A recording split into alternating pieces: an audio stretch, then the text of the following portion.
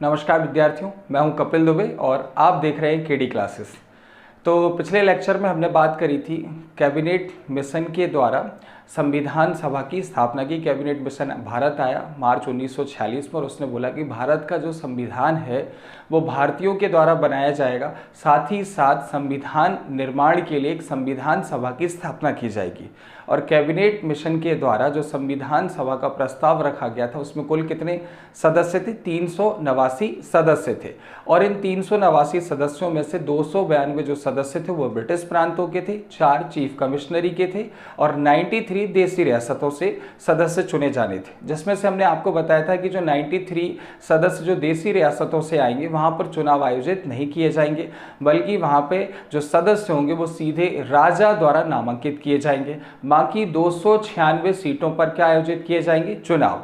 तो आज का जो चैप्टर है उसमें हम संविधान सभा के चुनावों के बारे में चर्चा करेंगे कि इनके चुनाव कब आयोजित किए गए, किस पार्टी ने चुनावों में भाग लिया, कौन कौन सी पार्टियां थी जो चुनाव लड़ी और किस पार्टी को कितनी सीटों पर विजय हासिल हुई।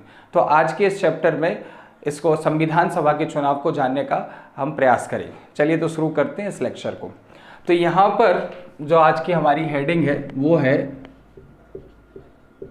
संविधान सभा के चुनाव।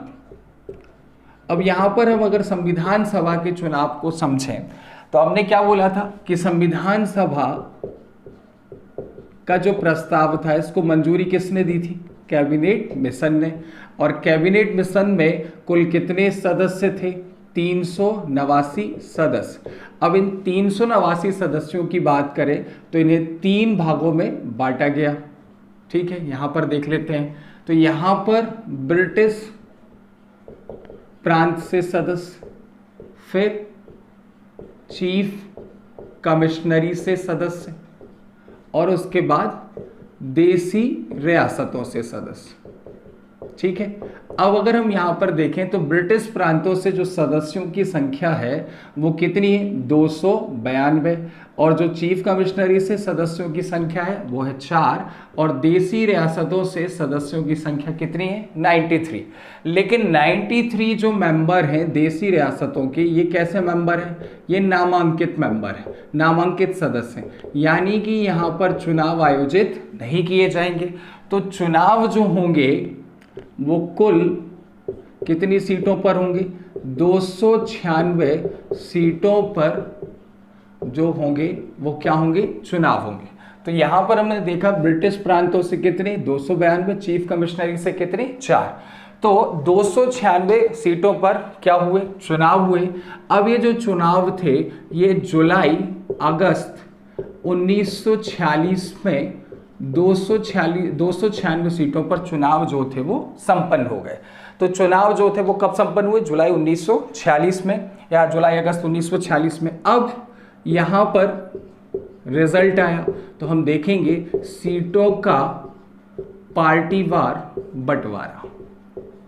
तो सीटों का पार्टीवार बंटवारा यहां पर ध्यान से समझिएगा कि चुनाव जो थे वो कितनी सीटों पर हुए? 296, जो कि कहां की थी? ब्रिटिश प्रांत से 292, चीफ कमिश्नरी से 4। तो ये निर्वाचित सदस्य थे, इसलिए क्या हुए? चुनाव कब आयोजित हुए? जुलाई। और इनका रिजल्ट कब आया? अगस्त में। तो अब सीटों का पार्टीवार ब्यौरा और यहां से प्रश्न बनता है। तो सबसे बड़ी पार्टी के रूप में उभर कर जो पार्टी आई वो कौन सी थी? कांग्रेस।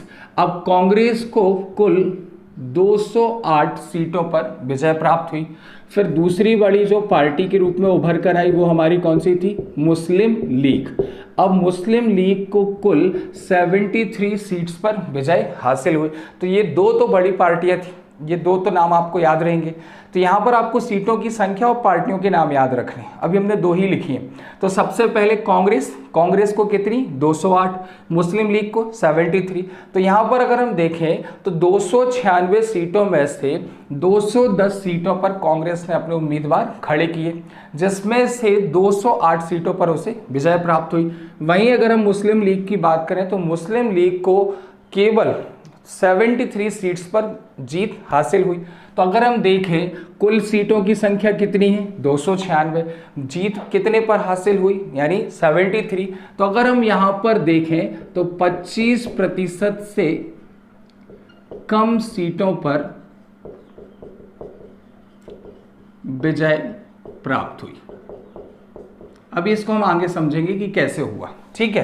तो यहाँ पर अभी पहले हम इसको कंप्लीट कर लेते हैं। कांग्रेस को 208 सीटें मिली, मुस्लिम लीग को 73। अब यहाँ पर हम बहुत सारी पार्टियों के नाम लिखने वाले हैं जो आपको याद रखने। यहाँ पर तीसरी जो पार्टी आएगी उसका नाम है कृषक प्रजा।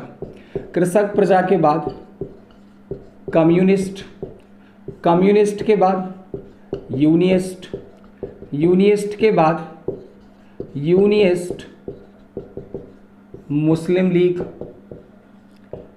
फिर आ जाएगा यूनियस्ट अनुसूचित जाति, फिर आएगा अनुसूचित जाति परिसंघ, और फिर आ जाएंगे सिख, और उसके बाद निर्दलीय यानी कि स्वतंत्र।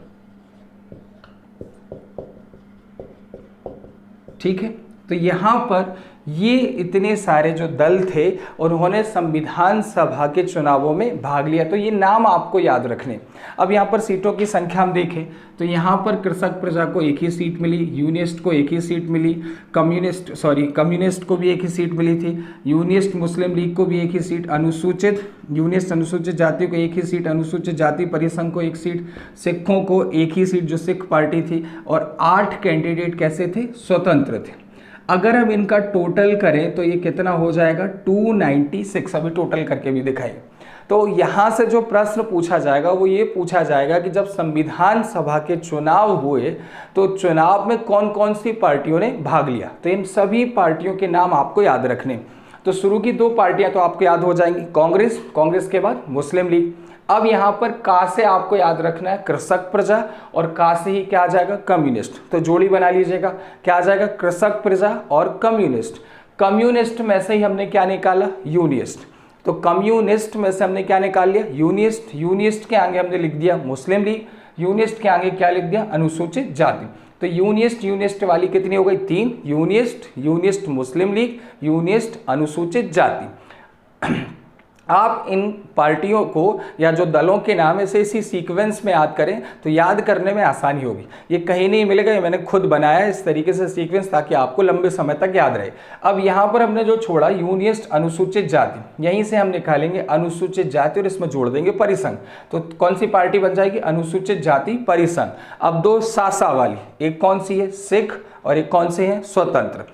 तो सिख और स्वतंत्र एक बार रिवीजन कर लेते हैं। कांग्रेस, मुस्लिम लीग, कृषक प्रजा, कम्युनिस्ट, यूनियस्ट मुस्लिम लीग, यूनियस्ट अनुसूचित जाति, यूनियस्ट अनुसूचित जाति में से हमने क्या निकाल लिया, अनुसूचित जाति परिसंघ, सिख और स्वतंत्र। अब यहाँ पर पार्टियों की संख्या देखें तो कांग्रेस को कितनी सीटों पर विजय प्राप्त हुई, 208।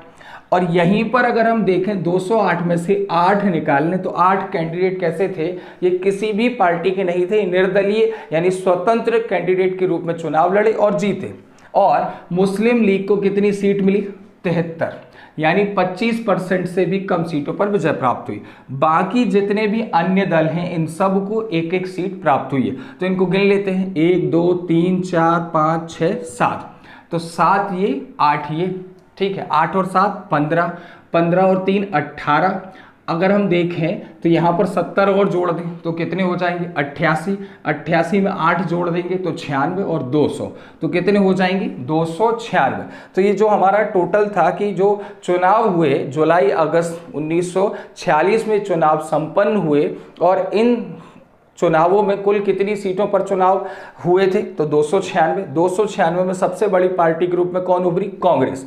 अब यहाँ पर देखें, जब कांग्रेस को 208 सीटें मिली, मुस्लिम लीग को 73 सीटें मिली, मुस्लिम लीग ये अनुमान लगा के चल रही थी कि वो सबसे बड़े दल के रूप में इन चुनावों में उभर कर सबके सामने आएगी। लेकिन स्थिति इसके विपरीत रही और वो 25% से कम सीटों पर विजय प्राप्त कर पाई। तब मुस्लिम लीग ने अपनी बुरी स्थिति को देखते हुए संविधान सभा के बहिष्कार का निर्णय लिया। अब उन्होंने बोल दिया कि हम संविधान सभा का क्या करेंगे, बहिष्कार करेंगे, संविधान सभा में हम भाग नहीं लेंगे। एक और चीज यहां पर याद रखना है आपको, हैदराबाद रियासत, ठीक है। तो जो हमने यहाँ पर ऊपर लिखा है कि रियासतों से कितने मेंबर आने, 93, और सभी राजा अपनी रियासतों से एक सदस्य को चुनकर कहाँ भेजेगा, संविधान सभा में। तो बाकी 92 देशी रियासतों से सदस्य जो होते हैं वो संविधान सभा में शामिल हो जाते हैं, लेकिन हैदराबाद रियासत का कोई भी प्रतिनिधि संविधान सभा में शामिल नहीं हुआ। तो ये आपको याद रखना है कि कौन सी रियासत थी, ये बहुत ही महत्वपूर्ण प्रश्न है, जिसका संविधान सभा में कोई भी प्रतिनिधि शामिल नहीं हुआ था, वो कौन सी रियासत थी, हैदराबाद। अब जल्दी से इसका हम रिवीजन कर लेते हैं, क्योंकि इसके बाद का जो हमारा चैप्टर है उसमें हम अंतरिम सरकार की चर्चा करेंगे, फिर हम प्रारूप समिति और संविधान सभा के उद्घाटन के बारे में चर्चा करेंगे।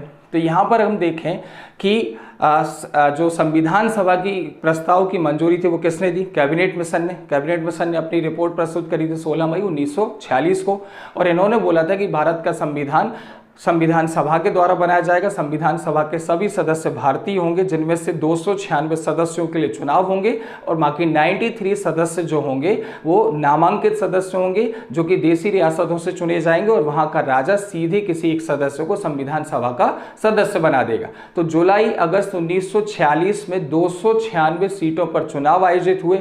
इन चुनावों में कांग्रेस जो थी सबसे बड़ी पार्टी के रूप में उभर कर सामने आई, उसे 208 सीटों पर विजय प्राप्त हुई। उसके बाद मुस्लिम लीग को 73, कृषक प्रजा, कम्युनिस्ट, यूनियनिस्ट मुस्लिम लीग, यूनियनिस्ट अनुसूचित जाति परिसंघ, सिख, इन सभी को एक एक सीटों पर विजय प्राप्त हुई, और 8 कैंडिडेट निर्दलीय या स्वतंत्र चुनाव लड़े और इन्हें विजय प्राप्त हुई। तो 8 कैंडिडेट जो थे वो स्वतंत्र कैंडिडेट के रूप में चुनाव जीते थे। तो कुल 296 सीटों का ये पार्टीवार ब्यौरा था। अब अगर हम देखें तो मुस्लिम लीग की स्थिति काफी बेकार थी, वह 25% सीटें भी हासिल नहीं कर पाई, 25% से कम सीटों पर उसे विजय प्राप्त हुई। तब उसने अपनी बेकार स्थिति को देखते हुए संविधान सभा के बहिष्कार का निर्णय लिया।